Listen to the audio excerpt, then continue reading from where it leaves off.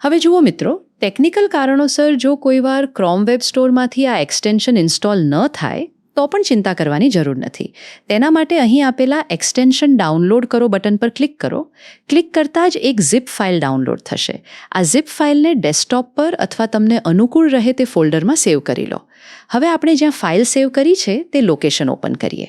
આ zip file પર right click કરી એક્સ્ટ્રેક્ટ ઓલ પર ક્લિક કરીને ફોલ્ડરને અનઝિપ એક્સ્ટ્રેક્ટ કરી લો. ત્યારબાદ આપણે ફરીથી ગૂગલ ક્રોમના એક્સટેન્શન્સ મેનુમાં આવી જઈએ. હવે અહીં જુઓ, ઉપર જમણી બાજુ રહેલા ડેવલપર મોડને ઓન કરો. તે ઓન થતાં જ ડાબી બાજુ 3 નવા વિકલ્પો જોવા મળશે. તેમાંથી લોડ અનપેક્ડ પર ક્લિક કરો. હવે ખુલતી વિન્ડોમાંથી આપણે જે ફોલ્ડર એક્સ્ટ્રેક્ટ કર્યું હતું તે લોકેશન પસંદ કરીએ. અહીં જોવા મળતા સ્માર્ટ પરિણામ હેલ્પર નામના ફોલ્ડરને સિલેક્ટ કરો અને નીચે સિલેક્ટ ફોલ્ડર પર ક્લિક કરો. જુઓ મિત્રો, ક્લિક કરતાં જ એક્સટેન્શન સફળતાપૂર્વક ઇન્સ્ટોલ થઈ ગયું છે. હવે તેને આ પિન આઇકન ઉપર ક્લિક કરી પિન કરી લઈએ અને આ મેનેજ એક્સટેન્શનવાળી ટેબને બંધ કરી દઈએ.